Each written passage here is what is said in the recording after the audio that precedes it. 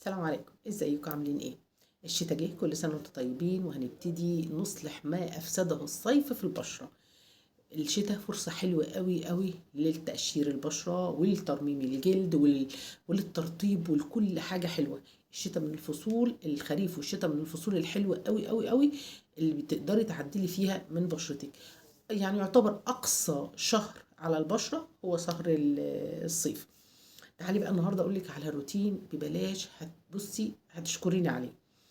تعالي اما اقول لك هاتيلي نص كوبايه ميه، نص كوبايه ميه وحط فيها معلقتين لبان دكر لمده ليله كامله واركنيهم. ماشي، عدت الليله صح؟ هناخد اللبان الدكر ده نصفيه كويس جدا جدا جدا لحد الميه بيبقى لونها حليبي كده بيضه. هنصفيه كويس جدا جدا وتجيبي لي معلقتين صمغ عربي تنقعيهم في ميه لبان الدكر لمدة ليلة كاملة. تمام كده.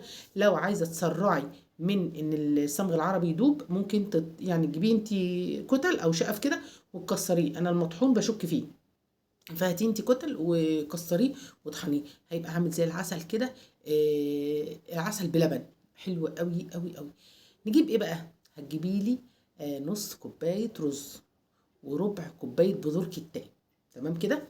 وتحطيهم في مثلا 4 كوبايات مية على ما يغلوا وينهروا تماما، ينهروا تماما هتلاقي جل ابيض كده. هتصفيه، مش هقولك اضربيه بالخلاط، انا عايزاكي تصفيه مره واتنين وتلاته، عايزه الجل الابيض الحليبي ده. تمام. الجل ده هتعملي منه مكعبات. هتضيفي عليه بقى الصمغ العربي ومنقوع اللبان الذكر اللي احنا عملناه. اللي هتاخدي قبل ما تضيفي عليه ده هتاخدي منه شويه تعمليهم مكعبات.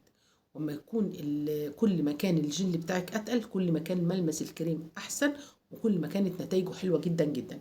هناخد ده اللي احنا صفناه، الجل هيكون بقى تقيل وشكله قوامه سميك شويه.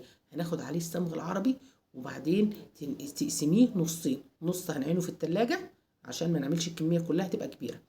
وتاخدي اللي احنا صفناه، بذور الكتان والرز مع منقوع الصمغ العربي والبان الدكر، وقلبيهم على بعض كويس جدا جدا جدا.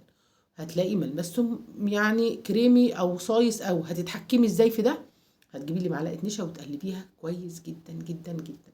وبعد كده تجيبي لي كريم بانسينول او ريتش الكريمك المرطب اللي انت بتحطيه، وتاخدي منه معلقتين وتقلبي كويس جدا جدا. الخلطة دي لازم تبقى في التلاجة، استخدميها وهي ساقعة، وهي ساقعة. عايزاكي تستخدمي الخلطة دي كل يوم لمدة أسبوع في الأول، وشوفي النتيجة شكلها ايه على ايديكي وعلى وشك وعلى رقبتك. عايزة تستخدمي الكمية كلها عشان هنعمل على ايدينا وعلى وشنا، تعملي علبة كبيرة. فاكرين علب الكريم اللي كانت بتبقى 4 كيلو دي؟ اعملي علبة من دي. وبالليل حطي على قد ما تقدري، حطي على بشرتك ووشك ورقبتك وايديكي، وسيبيه لحد ما ينشف خالص، وبعدين بميه دافيه وزليه. وبعد كده رطبي برضو كويس وبخي ميه ورد. والله والله والله الكورس اللي انا قلتلك عليه ده يعادل اغلى براند بتدفعي فيه ارقام، ومش هيبقى بالاكتيف ده بالفاعليه دي، ومش هيبقى بصي بالبساطه دي. ما انت عارفه يعني انت تدفعي مبلغ الافات كده عشان تعملي الكريم اللي انا بقولك عليه ده. تونر منقوع لبان الذكر مع الرز، مع ماء الرز، تحفه تحفه تحفه تحفه. اي حاجه بتستخدميها على بشرتك لازم تبقى بارده، لازم تبقى بارده. صيف شتاء لازم تبقى بارده عشان تشد البشره ويبقى الافكت بتاعها باين ويرضيكي، عشان تبقى يعني الدنيا شكلها حلو وتحسي انت باي بالتاثير على طول.